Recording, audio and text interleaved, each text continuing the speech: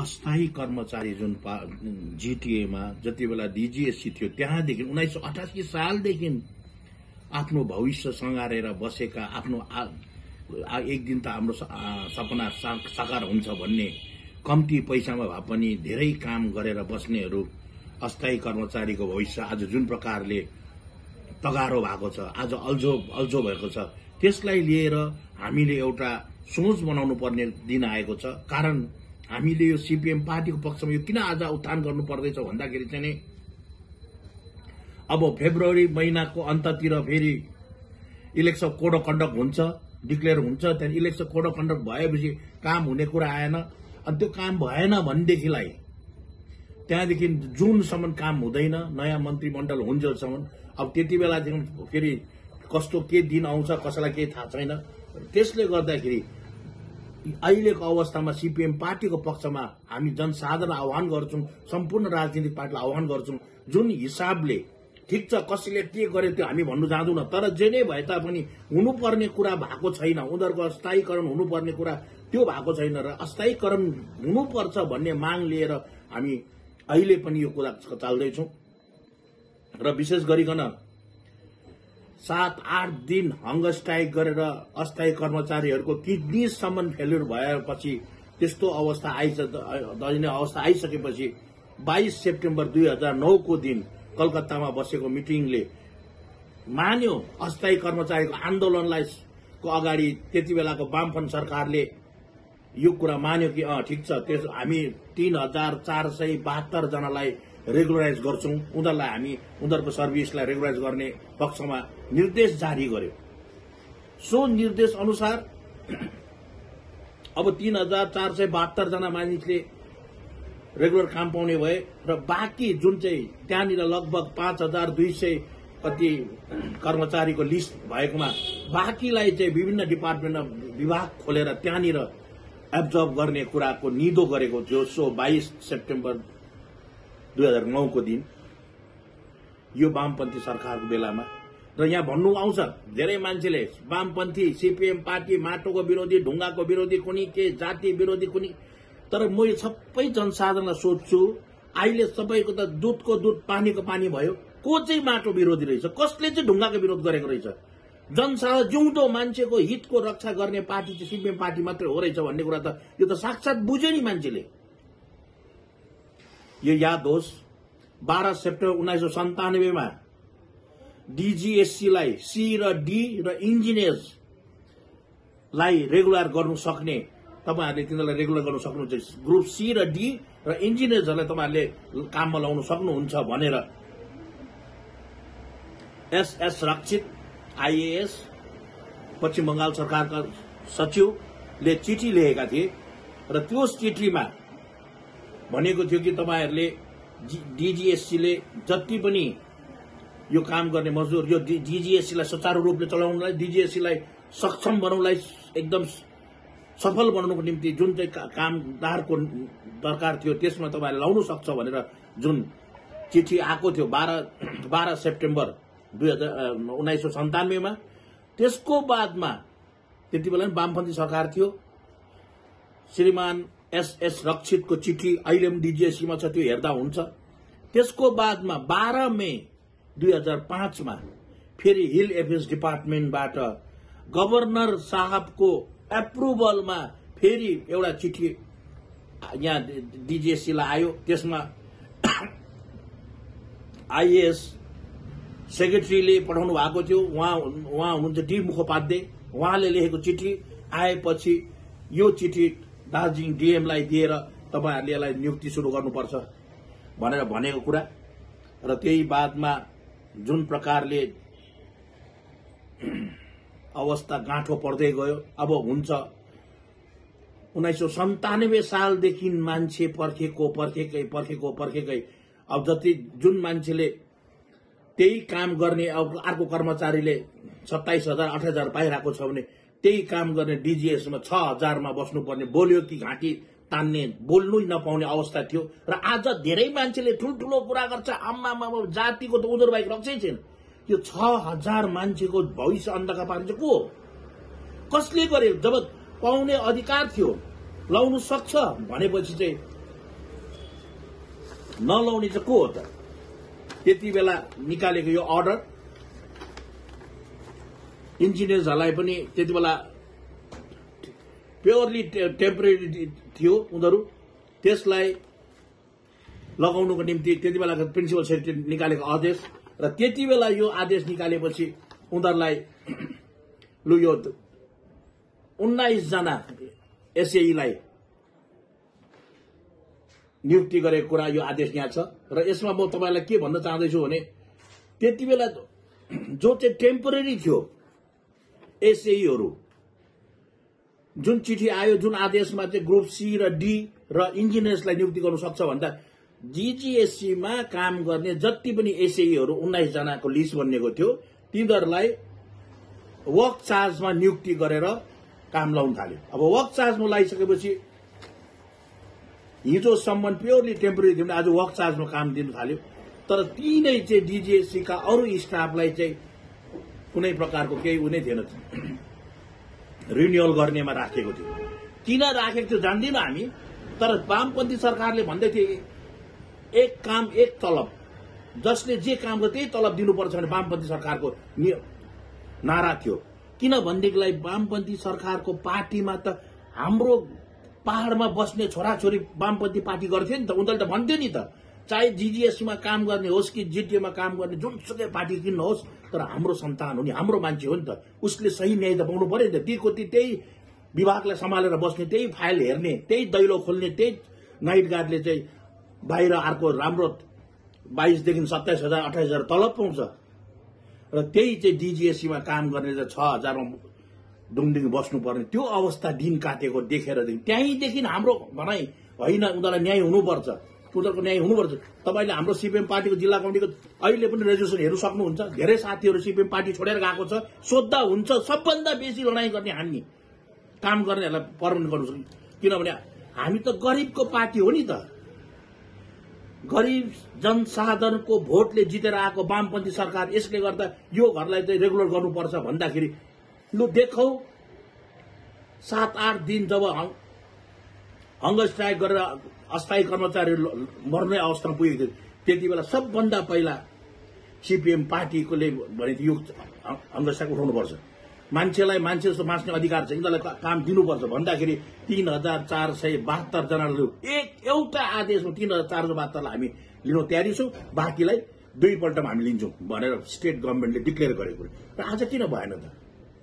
आज किन भएन अब जान्ने सबैलाई थाहा छ। त्यसको बादमा अझै तपाईलाई भनौं 17 सेप्टेम्बर 2009 मा जुन उनीहरूलाई काम दिनुपर्छ, रेगुलाइज गर्नुपर्छ भन्ने जुन कुरा भएको थियो त्यो कुरालाई लिएर एडिशनल होम सेक्रेटरी श्रीमान अधेन्दु सेनले एउटा चिठी पठायो। उसको मेमो नम्बर हुन्छ 1636-HSP-09 टु दार्जिलिङ डीएम। म फेरि भन्दैछु, अधेन्दु सेनले पठाएको memo number 1636-HSP/09 to DM Darjeeling र त्यसमा भनिएको थियो कि यो 3,472 जनाको लाई काममा रेगुलाइज गर्ने निर्णय भइसकेको छ, यिनीहरूलाई रेगुलाइज गर्नुको लागि प्रोसेस सुरु गर। अब फेरि अझै एउटा कच्चा म यहाँ जानकारी दिन चाहन्छु, त्यो त 17 सेप्टेम्बर 2009 को कुरा।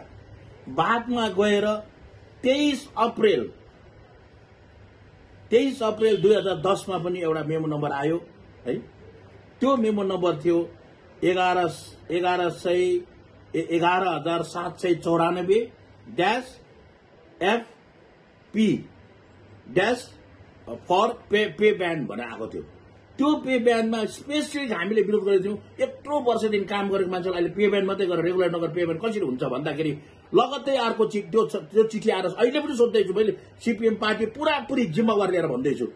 त्यो चिठीमा डीजीएससी एक्सक्लुडिङ डीजीएससी इन्क्लुडिङ जीजीएससी थिएन, जीटीए एक्सक्लुडिङ डीजीएससी या जीटीए थियो, इन्क्लुडिङ थिएन। त्यसले गर्दा हामीले पे ब्यान्ड विरोध गर्दै थियौं, तर मानेन एग्रिमेन्ट गर्नु, जान्दिन किन मानेन। यो कुरा अप्रिल 2010 को त्यहाँदेखि मिटिङ दिल्लीमा मिटिङ, यहाँ मिटिङ, त्यहाँ मिटिङ गरिबस्यो र बादमा 1 अप्रिल 2011 मा सत्ताबाट हाम्रो वामपन्थी सरकार गएपछि 1 अप्रिल 2011 मा सत्तासीन पार्टी जसले आन्दोलन गर्दै थियो, जातिको रक्षा, बाटोको रक्षा, उनीहरू भाइ त कसैले केही नै जान्दैन भनेर जुन गर्दै थियो, उनीहरू 3 जना मिलेर एउटा कमिटी बनायो। त्यसमा तिलक देवान, एलबी परियार र रोशन गिरी। म उहाँलाई सोध्दैछु तपाईहरुले के गर्यो त्यो दिन चाहिँ, के चाहिँ भयो तपाईहरुको मिटिङ भयो, लालकोठीमा तपाईहरुले मिटिङ गरेको थियो त्यो दिन, किन चाहिँ हिजो अस्थायी कर्मचारी रेगुलर गर्ने कुरामा पक्षमा भएन तपाईहरु? र 6 तारिक र 7 तारिक अप्रिल 2011 मा फेरि तपाईहरुको लालकोठीमा सेक्रेटरी लेभलको मिटिङ भयो। त्यो सेक्रेटरी लेभलको मिटिङमा तपाईहरुले कसरी मान्नु भयो पे ब्यान्ड भनेर? के कारण चाहिँ पे ब्यान्ड भनेर मान्नु भएको थियो? यत्रो वर्षदेखि काम गरेर अहिले गएर चाहिँ पे ब्यान्ड भनेर मान्दाखेरि तपाईहरुले के बुझेर चाहिँ एग्रीमेन्ट गरेर साथीहरुलाई पे ब्यान्डमा बसाउनु भयो? तर दुःखको कुरा म यहाँ मैले भन्नै पर्छ, त्यति बेला चाहिँ विमल गुरुङले भनेको थियो, आज मलाई खुसी लाग्यो एकदम हाम्रो कर्मचारीहरू पर्मानेन्ट भयो। 4 पल्ट भाषणमा 4 पल्ट उसले भनेको थियो कि एकदम राम्रो भयो हाम्रोहरू चाहिँ बल्ल बल्ल यत्रो लडाईको पश्चात भयो भनेर। तर कालिम्पोङको डेलोमा जब आयो, जम्मै अस्थायी कर्मचारी गएर भेट्यो, यो कागज देखाए, यहाँ त यस्तो छ भन्दाखेरि त ऊ आफै छक्क भएर अरे म त पर्मानेन्ट भयो भने यस्तो पो रहेछ भनेर। अब कसले कसलाई ढाड्दैछ जान्दिन। अरे चोरले त आफ्नो गाउँमा त चोर्दैन, यिनीहरू त त्यो भन्दा घायल मान्छेहरू जसले आफ्नै यतिजना 5-6 हजार अस्थायी कर्मचारीको भविष्यलाई अन्धकार पार्ने कामहरू गरिरहेछ। र यसको लागि हामी भन्दैछौँ अब आज छोडिदेऊ, भूल कसले गर्यो भन्दिनँ म, कसले के भन्यो भन्दै भन्दिनँ म। तर भन्छु अब यो कुरा किनभने इलेक्सन कोड अफ कन्डक्ट लाग्नु अगाडि अस्थायी कर्मचारीको निम्ति कुरा गर्नुपर्छ, कुरा उठाउनुपर्छ। 25-25 हजार रुपियाँ उठाएर केस गर्यो, के भयो त? के भयो भन्नुस् त? हाईकोर्टको सिंगल बेन्चले अस्थायी कर्मचारीको फेभरमा डिसिजन दियो। मेरोमा डकुमेन्ट छ, हाईकोर्टको अर्डर छ, र त्यो अर्डरलाई पश्चिम बंगाल सरकारले कम्प्लाई नगरेर डिभिजन बेन्चमा अपिल गरेको छ, लाउनु दिनु हुँदैन भनेर। आज फेरि त्यही पार्टीलाई सघाउनु पर्छ, यही पार्टीलाई जिताउनु पर्छ भनेर उसलाई त फेरि बनाउनु पर्छ भन्छ। कसको पक्षमा हो यो चाहिँ केही बुझेन हामीले त। ल जति 6000 जना मान्छे हाम्रो अस्थायी कर्मचारी रेगुलर हुन्छन् ठिक छ, त्यो पनि त्यति जना मान्छेको लागि मैले म बलि भएँ, म क्रुसिफाइड भएँ, म क्रुसमा झुन्डे भनोस् त्यो पनि सुहाउँछ। अर्कोपट्टि 1008 जना पे ब्यान्डमा शिक्षक, टिचिङ र नन टिचिङ स्टाफ त्यतिकै ह्याङ्गिङ भइरहेछ। उनीहरूको भविष्य के हुन्छ त्यो बारेमा कसैको चिन्तै छैन। त यस्तो परिस्थितिमा यदि हामीले भोटकै कुरा गर्नु, उसलाई जिताएर उसलाई भोट हाल्नुपर्छ, केन्द्रले ठग्यो, राज्यले ठगेन, कोनीकोले ठग्यो, हिजोसम्म राज्यले ठग्यो, अस्तिसम्म केन्द्रले ठग्यो। अरे बाबे के चाहिँ अचम्मको कुरा। हामीहरू अगाडि यो 6-7 हजार मान्छेको भविष्य छ, 6-7 हजार मान्छे काम गर्ने, र त्यो 6-7 हजार काम गर्नेको परिवार, एउटै परिवारमा 3 जना छ भने 18 देखि 20 हजार मान्छेको जीवन र मरण कुरा छ। आज त्यो रिटायर भएर जान्छ, केही भविष्य सुरक्षित छैन, के गरेर खान्छ त्यो मान्छेले? त्यसको भविष्य सुरक्षितको लागि त हुनु पर्यो नि, सोसियल सिक्युरिटी भन्ने कुरा त छ नि त। खै के चाहिँ सोसियल सिक्युरिटी? यसले गर्दा हामी सिपिएम पार्टीबाट आह्वान गर्छौँ, जेसुकै भन्नुहोस् हामीलाई भोट हाल्दैन त्यो पनि परवाह छैन। परवाह छ भनेदेखिलाई यो 8000 मान्छे जो चाहिँ जिटिएमा डीजीएससीमा काम गरेर यत्रो आफ्नो जीवन बर्बाद भयो, ती रिटायर भएर गए, ती मरेर गए, आजसम्म उनीहरूको छोराछोरीले बदलामा काम पाएको छैन। त्यो बारेमा त एकै शब्द बोल्दैन। र म तपाईहरुलाई आह्वान गर्छु, यति साह्रो त पाप चाहिँ नगर्नुहोस्।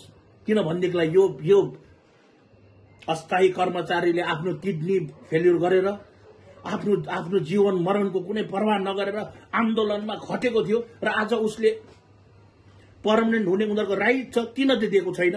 के को लागि भएको छैन? यसको लागि बसौँ, मिटिङ गरौँ। हामी त भन्दैछौँ यो यदि आन्दोलन हुन्छ र यिनीहरूलाई पर्मानेन्ट गराउने पक्षमा लडाईँ गर्नुपर्छ भने सिपिएम पार्टी तपाईहरुको सँग पक्षधर छ। र हामी त पहिला पनि थियौं, हामी चाहिँ झण्डा फेर्ने होइन है। सीपीएम पार्टी कार्यकर्ता झण्डा फेर्ने होइन, नीति फेर्ने होइन, कुरा फेर्ने होइन। हामी चाहिँ एउटै कुरामा अडिग। त्यति बेला पनि भनेको थियौं योहरूलाई हुनुपर्छ। सबभन्दा पहिला सीपीएम पार्टी हामी जिल्ला कमिटीले यो भनेको थियौं यिनीहरूलाई पर्मनेन्ट गर्नुपर्छ। भन्नुहोस् आज सिनियर नेताहरू छ भनिदियोस् हामीले यसको विरोध गरेको थियौं भनेर। हामीले सबभन्दा पहिला यिनीहरू रेगुलर गर्नुहोस्। यिनीहरूले गर्दा नै यो डीजीएससी चल्दैछ। हो नि, यो डीजीएससी बनाएकोले गर्दाखेरि बाहिरको देशहरू आएर यहाँको कसरी समस्या समाधान हुँदैछ भनेर हेर्नु आएको थियो। बाहिरको देशहरू, इभन रसिया पनि आएको थियो। यहाँको डीजीएससी कसरी चल्दैछ, यहाँको एथनिक प्रब्लम कसरी सल्भ भएको छ भने हेर्नु आएको थियो। र त्यति बेला नै हामीले भन्थ्यौं यस्तो संसारभरिमा एउटा अद्भुत चिज भएको छ, यो चिजलाई बचाइराख्नु यहाँले मान्छेको नियुक्ति हुनुपर्छ भन्दाखेरि एक बर्डमा 3472 जना मान्छे नियुक्ति गरेर अरू हाल्ने। आज त्यो कुरा भएन, किन भएन म जान्दिनँ।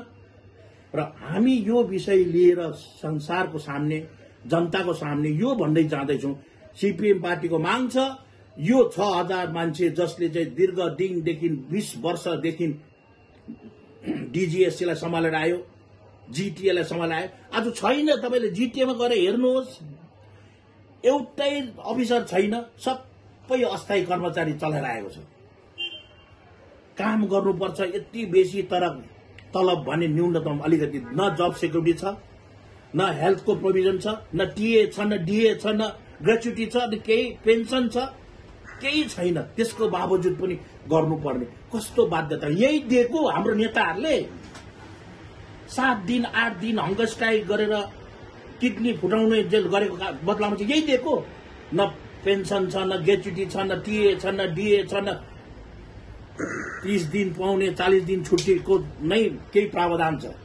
यस्तो अवस्थामा पनि यदि हामीले मुख खोलेन, यदि राजनीतिक पार्टीले बोलेन भनेदेखिलाई सायद हामीले जातिको नाममा यी जनसाधारणलाई धोका दिँदैछौँ।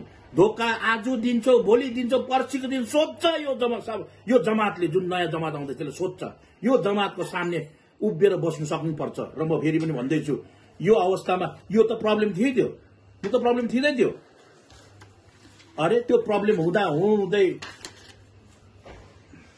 दार्जिलिङ सदर हस्पिटलमा उहाँहरूले यहाँ चिठी, स्वास्थ्य सेक्रेटरी श्रीमान जिम्बा साहबको चिठी यहाँनिर लेखेको छ। Superintendent Darjeeling hospital, district hospital Darjeeling, MC manual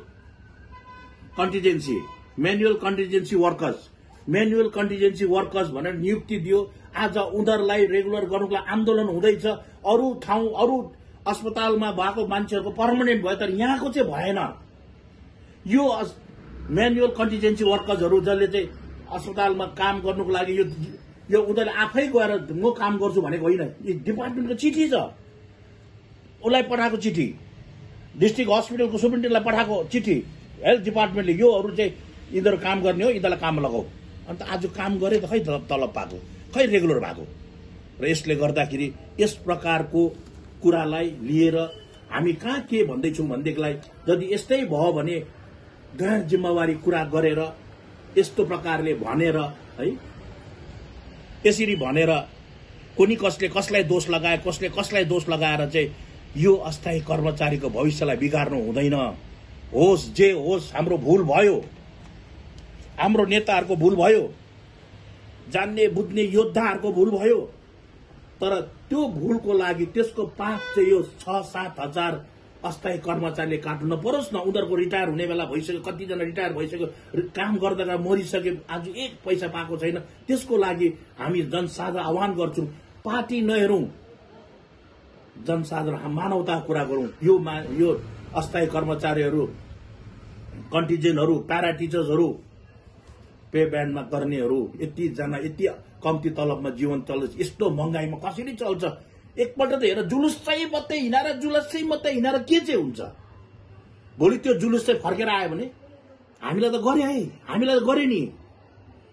हाम्रो त घरमा बम पड्काइदियो, माटो विरोधी भनेर बम पड्काएकोले गर्दा मेरो त बाउको कान पनि नसुन्ने बनाइदियो है, आमाको आँखै नदेख्ने बनाइदियो।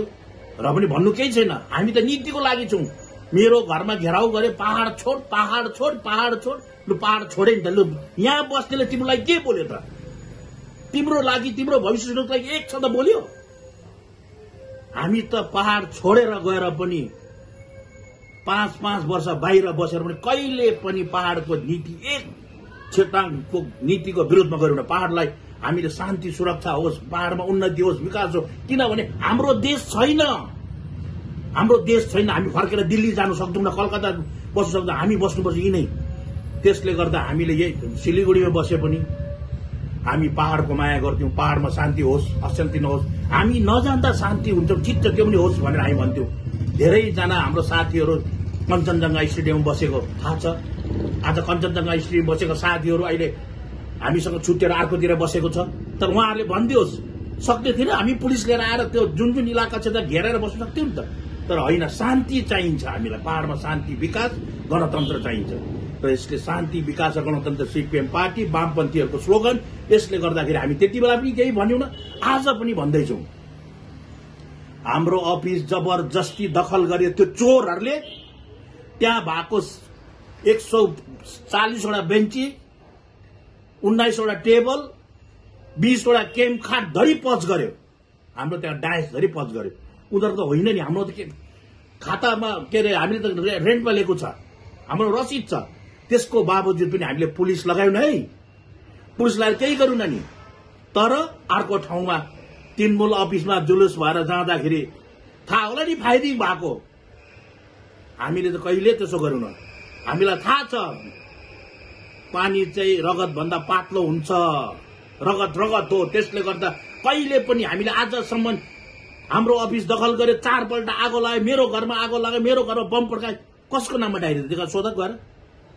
हामीलाई थाहा छ कसले बम पड्काएको हाम्रो घरभित्र, हामीलाई थाहा छ हाम्रो घरमा अफिसमा आगो लगाउने को। तर हामीले कसैलाई गर्यौं न, कारण हामी चाहन्थ्यौं यो दुःख दिएर मैले बहादुरी दिए सरकार भएको आडमा, सरकारको आडमा बहादुरी देखाउने होइन। हाम्रो जाति आज नै भोलि त मलामीमा सँगै हुन्छौं, बिहामा सँगै हुन्छौं, मराउ पराउमा सँगै हुन्छौं भनेर हामी त त्यो सोच्छौं नि। हाम्रो पार्टी, हाम्रो सिद्धान्त छ एउटा, हामी सिद्धान्त मार्क्सवाद लेनिनवादलाई सुधार गर्दै हामी चाहन्छौं हाम्रो जातिको उन्नति होस्। तर यस्तो प्रकारले 6-7 हजार मान्छे यत्रो वर्षदेखि आधी पेट खाएर बस्दैछ र पनि आज हामीलाई केही नहुनु, हामीलाई ढुक्कै हुनु, यो त मान्छेको क्यारेक्टर होइन। जिउँदो मान्छेमा यस्तो हुँदैन। एकापट्टि भोक लाग्यो भनेर पुगेन मलाई भनेर चिच्चाउँदैछ भने अर्कोपट्टि आराम गरेर मौज गर्ने त्यो हाम्रो पार्टीको नीति नै छैन। हामी त्यसैले गर्दा अस्थायी कर्मचारीहरूको भविष्य यो भोटको कोड अफ कन्डक्ट लाग्नु अगाडि नै निर्कोल हुनुपर्छ, उनीहरूलाई रेगुलर गर्नुपर्छ भन्ने सीपीएम पार्टी माग गर्छ।